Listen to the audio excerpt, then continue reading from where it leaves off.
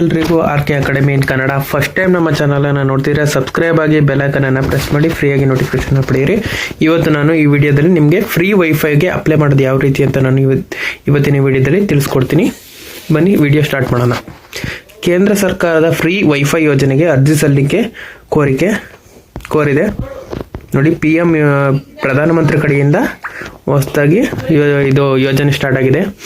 ಭಾರತದ ಕೇಂದ್ರ ಸರ್ಕಾರವು ಇತ್ತೀಚೆಗೆ ಪ್ರಜೆಗೆ ಉಚಿತ ಇಂಟರ್ನೆಟ್ ಸೇವೆಗಳನ್ನು ಒದಗಿಸಲು ಹೊಸ ಯೋಜನೆಯನ್ನು ಪ್ರಾರಂಭಿಸಿದೆ.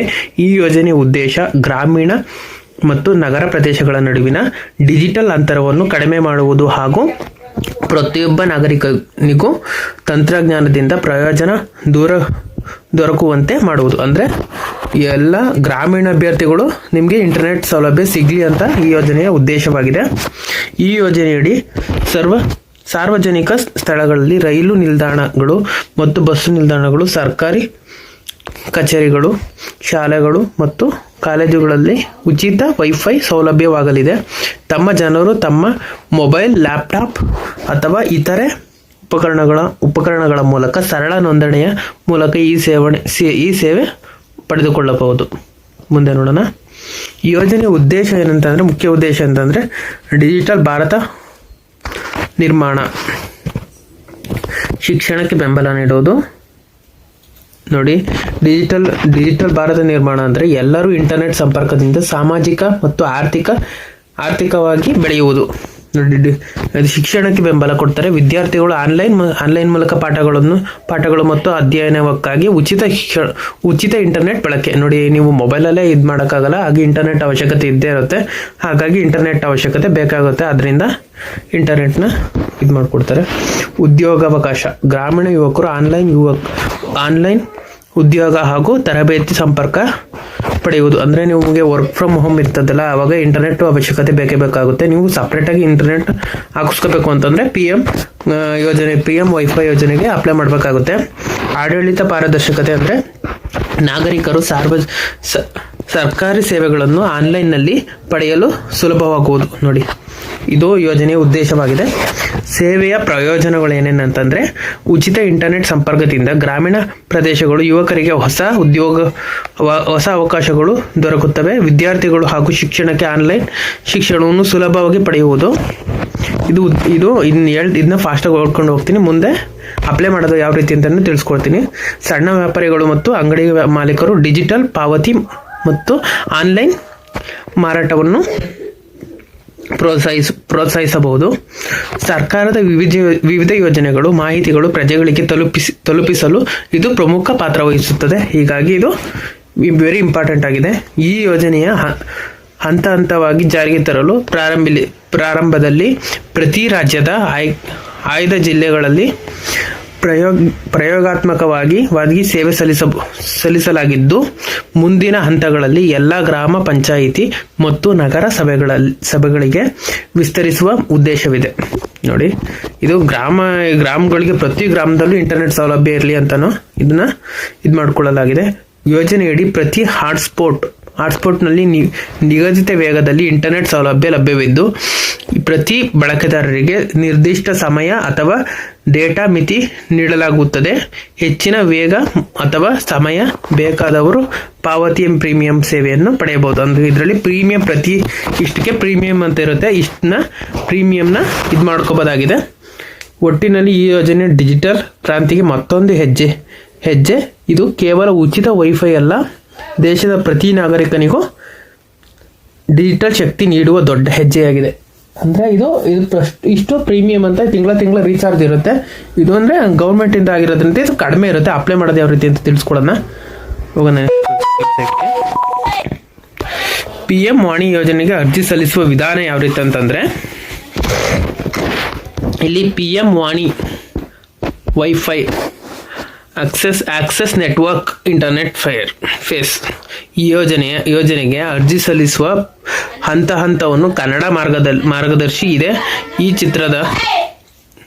ಚಿತ್ರಗಳ ಬದಲು ಪ್ರತಿ ಹಂತದ ವಿವರಣೆ ನೀಡುತ್ತೇನೆ. ನನಗೆ ಬೇಕಾದರೆ ನಂತರ ಅದರ ಚಿತ್ರ ಮಾರ್ಗದರ್ಶಿಯನ್ನು PDF ರೂಪದಲ್ಲಿ ಕೊಡಬಹುದು. ಓಕೆ, ನೋಡಿ, PM ಯೋಜನೆಗೆ ಅರ್ಜಿ ಸಲ್ಲಿಸುವ ಹಂತಗಳು ಯಾವ್ಯಾವ ಅಂತಂದ್ರೆ, ಹಂತ 1 ನೋಡಿ, ಈ ಗೌರ್ಮೆಂಟ್ ವೆಬ್ಸೈಟ್ ಇದೆಯಲ್ಲ, https://pmwani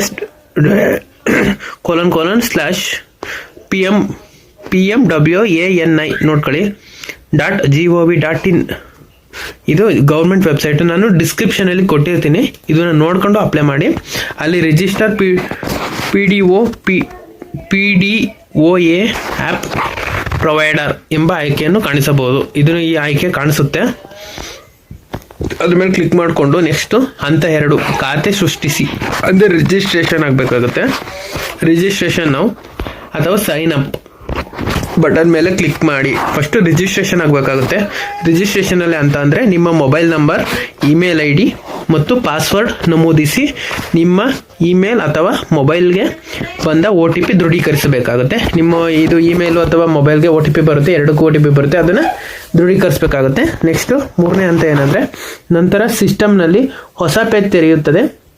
ಇಲ್ಲಿ ಕೆಳಗಿನ ಮಾಹಿತಿಯನ್ನು ತೆರೆಯಬಹುದು. ನೋಡಿ, ಅಗತ್ಯ ಮಾಹಿತಿ: ಹೆಸರು, ಅರ್ಜಿದಾರರ ಪೂರ್ಣ ಹೆಸರು, ನಿಮ್ಮ ಆಧಾರ್ ಕಾರ್ಡಲ್ಲಿ ಇರುತ್ತೆ, ರೇಷನ್ ಕಾರ್ಡಲ್ಲಿ, ಇದರಲ್ಲಿ ಕ್ಲೀನಾಗಿ ಇಲ್ಲ SLC ಮಾರ್ಕ್ಸ್ ಕಾರ್ಡಿಂದ ತೊಗೊಳ್ಳಿ, ಕ್ಲೀನಾಗಿ ಅದರಲ್ಲೇ ಎಲ್ಲ ಇದಾಗಿರುತ್ತೆ. SLC ಮಾರ್ಕ್ಸ್ ಕಾರ್ಡಲ್ಲಿ ಯಾವ್ದಾರು ಇರುತ್ತೆ ಅದರಲ್ಲೇ ಅದೇ ಥರ ಹೆಸರನ್ನ ಇದು ಮಾಡ್ಕೊಳ್ಳಿ. ನಿಮ್ಮ ಪಾನ್ ಕಾರ್ಡಲ್ಲಿ, ಆಧಾರ್ ಕಾರ್ಡಲ್ಲಿ ಎಲ್ಲ ಒಂದೇ ಥರ ಹೆಸರು ಇರಬೇಕು. ಇನ್ಸಿಲು ಹಿಂದೆ ಮುಂದೆ ಆಗಿರ್ಬಾರ್ದು. ಕ್ಲೀನಾಗಿ ನೋಡ್ಕೊಂಡು ಅಪ್ಲೈ ಮಾಡಿ. ವ್ಯಾಪಾರ ಸಂಸ್ಥೆ ಹೆಸರು, ನೀವು ವೈಫೈ ಹಾಟ್ಸ್ಪಾಟ್ ಸ್ಥಾಪಿಸುವ ಬಯಸುವ ಅಂಗಡಿ ಅಥವಾ ಸಂಸ್ಥೆ ಹೆಸರು, ಇದು ಸಂಸ್ಥೆ ಹೆಸರು ಯಾವ್ದಾರ ಒಂದು ಹಾಕಬೇಕಾಗುತ್ತೆ. ವಿಳಾಸ, ನಿಮ್ಮ ವ್ಯಾಪಾರದ ಸ್ಥಳ, ನಿವಾಸ ಅಂದರೆ ಯಾವ್ದಾರ ಒಂದು ವಿಳಾಸ, ಅಡ್ರೆಸ್ ಹಾಕಬೇಕಾಗುತ್ತೆ.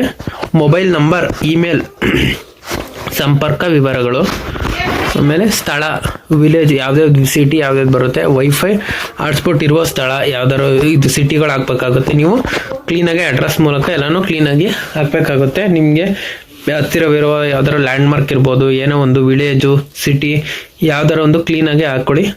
ದಾಖಲೆಗಳು: ಆಧಾರ್ ಕಾರ್ಡು, ವ್ಯಾಪಾರ ಪರವಾನಗಿ ಅಥವಾ ಅಂಗಡಿ ಪಾಸ್ಬುಕ್ ನಕಲು. ಇದು ಪಾಸ್ಬುಕ್ ನಕಲು ಅಂದರೆ ಇದಿರುತ್ತೆ, ಪಾಸ್ಬುಕ್ ನಕಲು ಕೊಡಬೇಕಾಗುತ್ತೆ. ಓಕೆ, ನೆಕ್ಸ್ಟ್ ನೋಡೋಣ. ಹಂತ 4 ದಾಖಲೆಗಳನ್ನು ಅಪ್ಲೋಡ್ ಮಾಡಿ. ನಂತರ ನಿಮ್ಮ ಡಾಕ್ಯುಮೆಂಟ್ಗಳನ್ನು JPG ಅಂದರೆ ಇದು ಫಾರ್ಮ್ ಬರುತ್ತೆ, ಇದನ್ನು JPG ಫಾರ್ಮಲ್ಲಿ ಯಾವ ರೀತಿ ಕನ್ವರ್ಟ್ ಮಾಡ್ಕೊಳ್ಳೋದು ಬೇಕು ಅಂತಂದರೆ ಅದ್ರ ಬಗ್ಗೆ ವಿಡಿಯೋ ಮಾಡ್ತೀನಿ. ಇಲ್ಲಾಂದರೆ ನಿಮ್ಮ ಗೂಗಲ್ ಇದರಲ್ಲಿ ಸಿಗುತ್ತೆ, JPG ಕನ್ವರ್ಟರ್ ಅಂತ ಯಾವ ಥರ ಹೊಡೆದ್ರೆ ವೆಬ್ಸೈಟಲ್ಲೂ ಸಿಗುತ್ತೆ, ಅದನ್ನು ನೋಡ್ಕೊಂಡು ಅಪ್ಲೋಡ್ ಮಾಡ್ಕೊಳ್ಳಿ. ಅಥವಾ PDF ರೂಪದಲ್ಲಿ ಅಪ್ಲೋಡ್ ಮಾಡಿ. ಅದರಲ್ಲಿ ಇಷ್ಟೇ ಫೈಲ್ ಅಂತ ಫೈಲ್ ಅಂತ ಇರುತ್ತೆ, ಅಷ್ಟನ್ನು ನೋಡ್ಕೊಂಡು ಅಪ್ಲೋಡ್ ಮಾಡಿ. ಅದು ರೂಲ್ಸ್ ಆ್ಯಂಡ್ ರೆಗ್ಯುಲೇಷನ್ ಫಾಲೋ ಮಾಡಬೇಕಾಗುತ್ತೆ. ಎಲ್ಲ ದಾಖಲೆಗಳನ್ನು ಸ್ಪಷ್ಟವಾಗಿರಬೇಕು. ನೋಡಿ, ಪ್ರತಿಯೊಂದು ದಾಖಲೆಗಳು ಸ್ಪಷ್ಟವಾಗಿದ್ದರೂ ಇದು ಮಾಡಿಕೊಂಡು ಅಪ್ಲೋಡ್ ಮಾಡಿ. ಅದು ನಿಮಗೆ ಸೂಕ್ತ ಅಂತ ಹೇಳ್ಬೋದು. ಹಂತ 5 ಏನಂತಂದರೆ, ಸಲ್ಲಿಸಿ ಮತ್ತು ದೃಢೀಕರಿಸಿ ಪಡೆಯಿರಿ. ಅಂದರೆ ಎಲ್ಲ ಮಾಹಿತಿಯನ್ನು ಪರಿಶೀಲಿಸಿ ಸಬ್ಮಿಟ್ ಅಪ್ಲಿಕೇಶನ್ ಮೇಲೆ ಕ್ಲಿಕ್ ಮಾಡಬೇಕು. ನಾವು ಎಷ್ಟೆಲ್ಲ ಮೊದಲೇ ಹೇಳ್ದಾಗೆ 4 ಹಂತಗಳು ಹೇಳಿದೆ, ಹಂತಗಳನ್ನ ಕ್ಲೀನಾಗಿ ಫಾಲೋ ಮಾಡಿಕೊಂಡು ಅದನ್ನು ಸಬ್ಮಿಟ್ ಕೊಡಬೇಕಾಗುತ್ತೆ. ಯಶಸ್ವಿಯಾಗಿ ಸಲ್ಲಿಸಿದ ನಂತರ ನಿಮ್ಮ ಮೊಬೈಲ್ ಅಥವಾ ಇಮೇಲ್ಗೆ ಅರ್ಜಿಯ ದೃಢೀಕರಣ ಸಂಖ್ಯೆ, ಅಪ್ಲಿಕೇಶನ್ ID ಬರುತ್ತದೆ, ಮೆಸೇಜ್ ಬರುತ್ತೆ. ನೀವು ಕರೆಕ್ಟಾಗಿ ಅಪ್ಲಿಕೇಶನ್ ಸಬ್ಮಿಟ್ ಮಾಡಿದರೆ ಮೆಸೇಜ್ ಬರುತ್ತೆ. ಕೆಲವು ದಿನಗಳಲ್ಲಿ ಅಧಿಕಾರಿಗಳು ಪರಿಶೀಲನೆ ಮಾಡಿ ನಿಮ್ಮ PDO ಅನುಮೋದನೆಗೆ ಪತ್ರವನ್ನು ನೀಡುತ್ತಾರೆ. ಸ್ವಲ್ಪ ದಿನ ಆದಮೇಲೆ ನಿಮಗೆ ಅನುಮೋದನೆ ಮಾಡಿ ನಿಮಗೆ PDO ಬಂದು ಇದನ್ನು ನೋಡ್ತಾರೆ, ಪರಿಶೀಲನೆ ಮಾಡಿ ನಿಮಗೆ ವೈಫೈ ಇದನ್ನು ಹಾಕ್ಸೋಕ್ಕೆ ಇದು ಮಾಡ್ಕೊತಾರೆ. ಆಗುತ್ತೆ.